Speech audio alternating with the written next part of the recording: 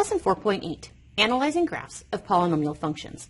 Our essential question, how do you find turning points, local max or min, and if they're odd or even functions?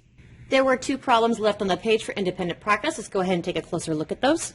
So we have to use Desmos to find our graph. So looking at Desmos, this is what our graph looked like.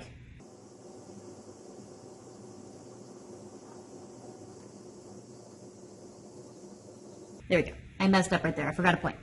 So we have this coordinate point, which is 0.33, and it repeats, negative 1.852.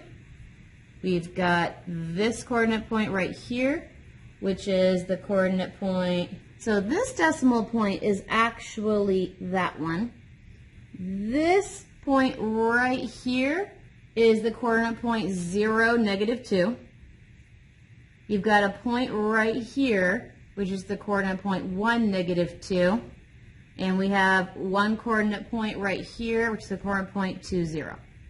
So first, what are our zeros?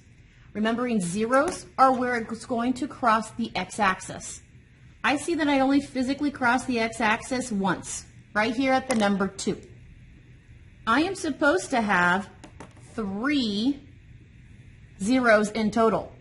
I only see 1, which means the other 2 are going to be imaginary, which means we cannot find them by graphing. And that's all I wanted us to do, was find them by graphing. So I'm just going to simply state the other 2 are imaginary. Now I need to find my local max and my local min.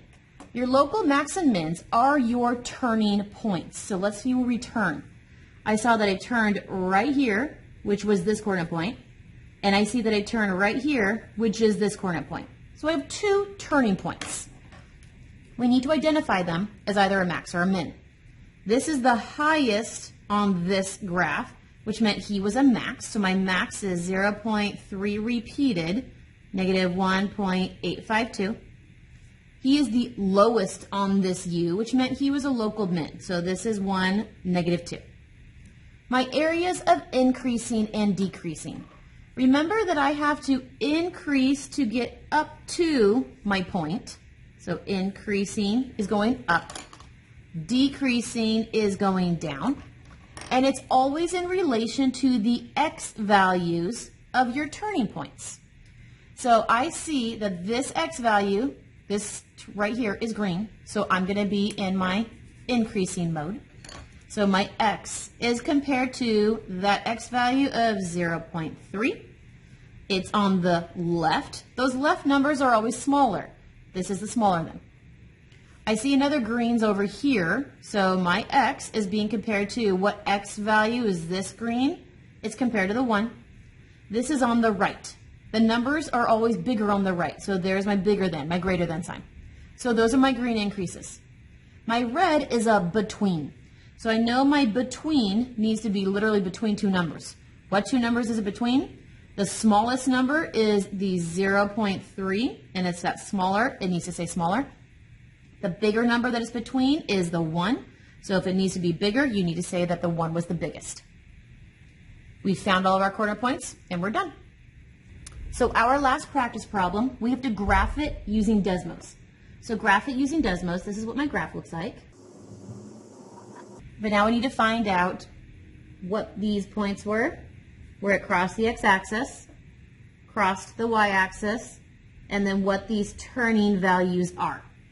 So this value down here was the coordinate point 3.254, negative 14.949. This coordinate point was 4.0480. This coordinate point was 1.8210. This coordinate point was 1.07, 4.035. Running out of space. This coordinate point was the 0.2440. This coordinate point is the coordinate point 0, negative 2. This coordinate point is the coordinate point negative 0.574, negative 4.879. And our very last coordinate point, this one, he is negative 1.1130. So now that I have all my points, I got these from Desmos, I need to find my information. I'm first being asked to find all of the zeros. Because the degree is 4, there better be 4 of them. I see I crossed 1, 2, 3, 4. I do have 4 answers, which means none of them are going to be imaginary. So answer 1, that guy came to here, so answer 2, he was this one, answer 3, and he was this one, answer 4. So I found my 4 zeros. Now I need to find my local max and my local min. Remember, these are your turning points. So this is a turning point. So this is either a max or a min. This is another turning point. So he's either a max or a min. This is another turning point. So he's another max or min.